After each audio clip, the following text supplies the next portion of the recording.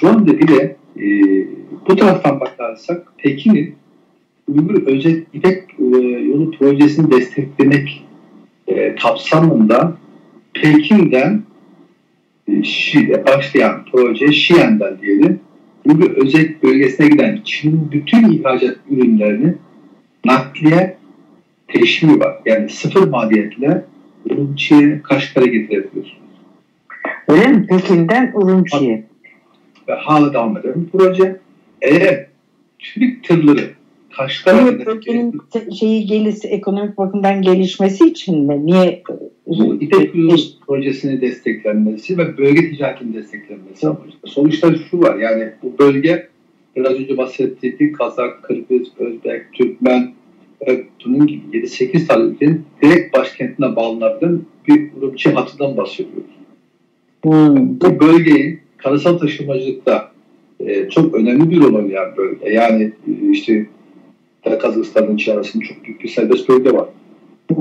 Aynı şekilde Kırgızistan'da da devam eden bir ticaret var. Özbekistan. Yani bölgede Çin'in bütün Orta Asya, Avrasya konusundaki tek çıkış kapısı Uygur Özet bölgesi.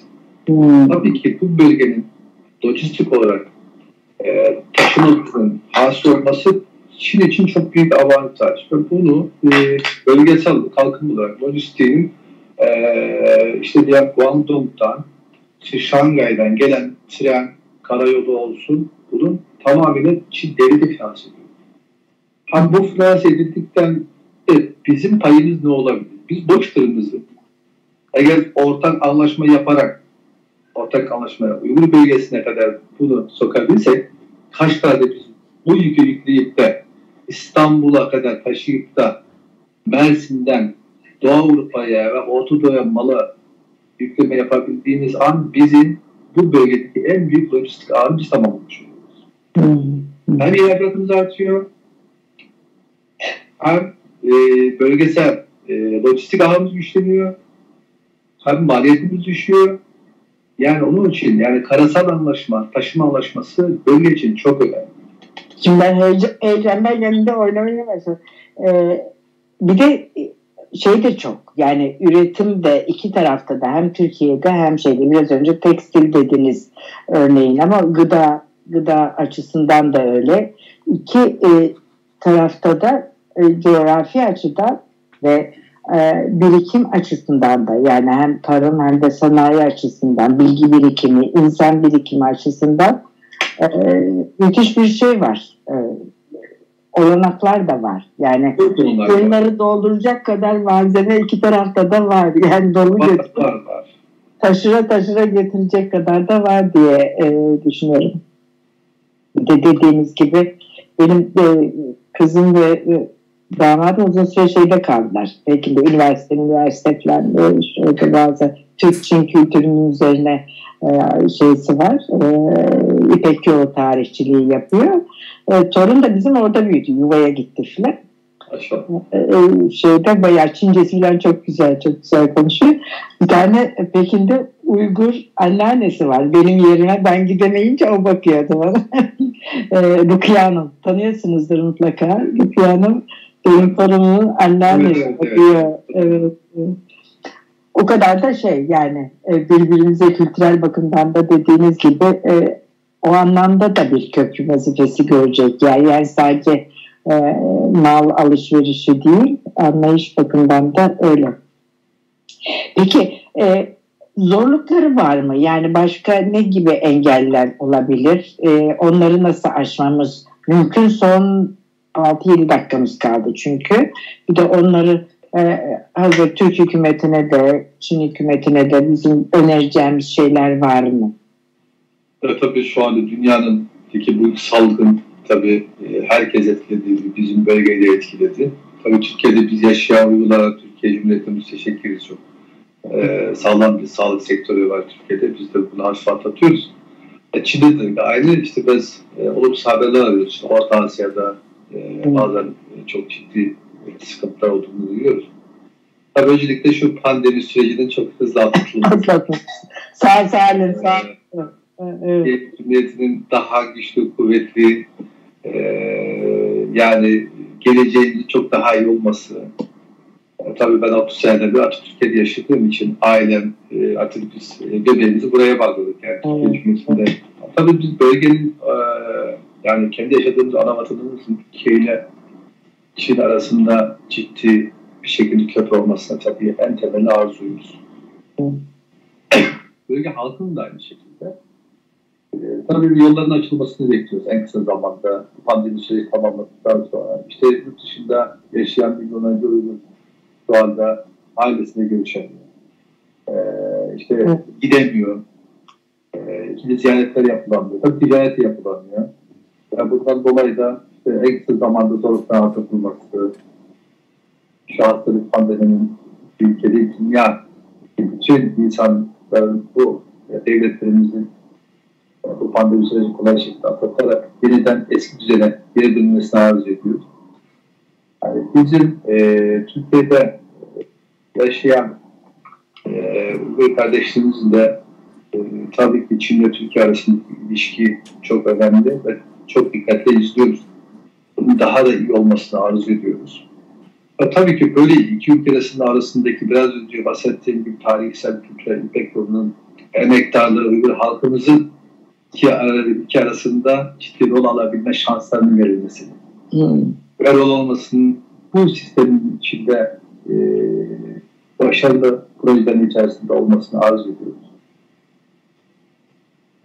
Tek arzumuz yani. Evet.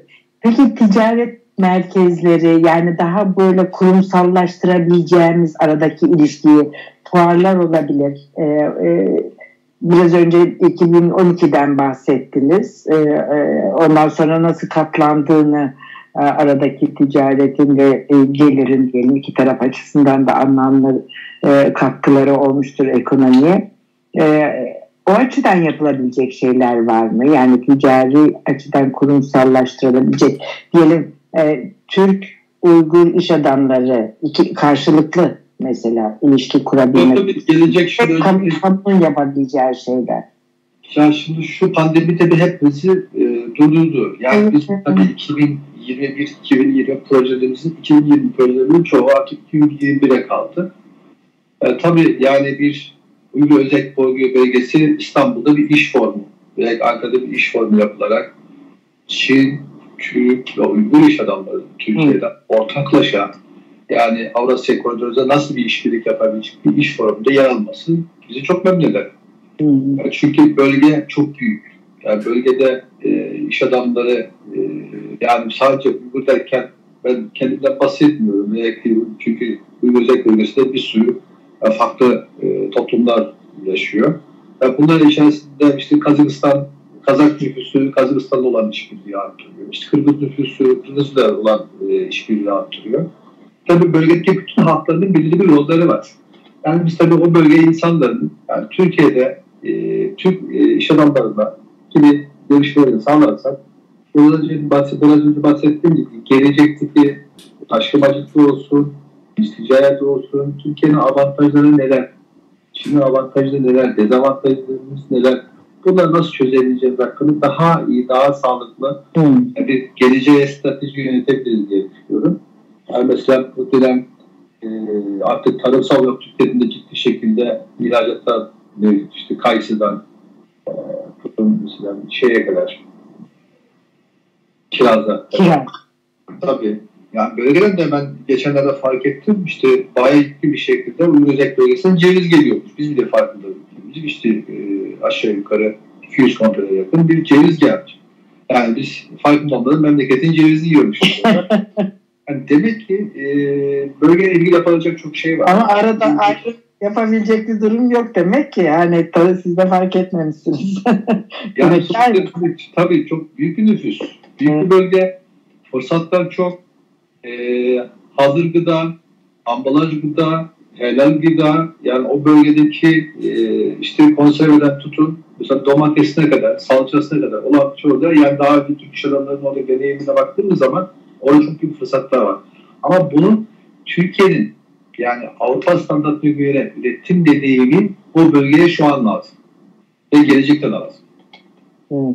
Evet. Tabii şeyler çok şık giyiniyorlar bir kere. Yani Urumçi'de de çok şıktı. Hem erkek giyimi hem de kadın giyimi. Tekstil önemli bir alan doğru dediğiniz gibi. Bir de yemek yemeye de çok meraklılar. Yani orada da bir de ortak damak tadımız da çok benziyor. Ama ayrıca da lezzetli. Pekin'de ve Şangay'da. Çok lezzetli. Bölge tabii çok renkli bir bölge. Yani mesela İpek yolunda Kaşgar olmazsa, Turfan olmazsa, Tekirdağ olmazsa, bu güzel noktalar olmazsa nasıl olur? Onun için İpek yolunda üniversite açısından da, eğitim açısından da ortak bazı şeyler yapmak mümkün olabilir herhalde. Ona çok vaktimiz kalmadı ama karşılıklı eğitim açısından, çünkü dil bakımından hemen kolayca yapılabilecek, ayrıca İngilizce eğitim veren yerler de var tabii Urumçi'de ama Göcek bölgesinde mi? Ya tabii Göcek bölgesinde aslında çok yabancı öğrenci var. Yani ben Türk öğrencilerin çok az olduğunu gördüm orada. Ben 2014 yılında 450 Amerikan öğrenci vardı. Ali Şica Üniversitesi'nde. Ben tabii Türkiye'den de oraya öğrenci göndermeye çalışmak lazım. Çünkü bölgeyi tanıması lazım. Yani uzaktan tanımamaktansa gidip o bölgede, yani gidenler çoğu geri dönmüyor çünkü orasını örf adet. Bir de Türkiye'den geldim deyince öyle bir sarılma, tabii ondan çıkmak istemiyorsunuz. Zaten bir gün bir tane sanatçı bir arkadaş vardı. O bölgeye göndermiştim 4-5 sene önce. Yazmış, abi diyor, işte vizem doldu. Ben çıkmak istemiyorum. Yani Türkiye'ye gel, tekrar vize aldı. Yok ben çıkmam buradan, bunu nasıl uzatırız diye. Çünkü bölge güzel. De geri gelmiyor ama tabii oradaki gençlerimizin buradan da Türk gençlerimizin o bölgeyi tanıması, tarihsel, kültürel yakınlığımızı avantaja çevirmek için o bölgeyi iyi tanımak.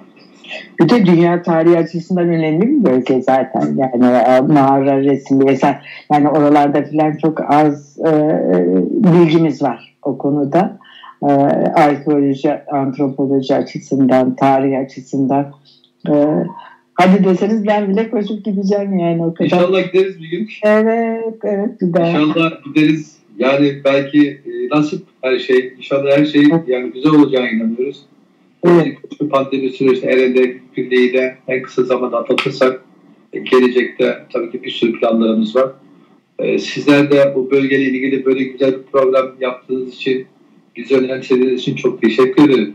Evet. Yani Uygur konusunu bu şekilde sizinle konuşabilmek beni çok mutlu etti. Çok teşekkür ederim. Bizim için de mutluluk kaynağıydı. Ulusal kanalda sık sık zaten yapıyoruz. Her zaman başımızın üstünde yerimiz var. Her zaman bölgeye ilişkin kültürel filmler vesaire, o açıdan da ilişki kurmak lazım. Tiyatro, sinema, oyun, şeyler müthiş tabii. Sahne sanatları müthiş. Yani onu belki ayrıca örnekleriyle konuşmak lazım. Maalesef bitti diyorlar durmadan süreyi. Durmuyorum. Seni bitiremiyoruz biz oyunu. Zaten 45 dakika nasıl geçecek diye bir anda geçmiş. Evet. Size sebeplerine hoş teşekkür ederim. Evet. Tekrar konuğumuz olursunuz. Kaldığımız yerden devam ederiz. Çok teşekkür ederim. Çok sağ olun. Teşekkürler. Çok sağ olun. Bizi oralara kadar götürmüş oldunuz. Türkiye'nin ekonomisi açısından, kültürü açısından da önümüzde kapılar açtınız. Sağ olun. Bizim için, memleketimiz için, iki ülke arası için elimizden gelecek her türlü destek varsa, yapabileceğin her türlü gelir arası canı gönülden hizmete hazırız. Karşılıklı. Evet. Sağ olun. Evet. İyi akşamlar efendim. Teşekkür ederim. Sağ olun.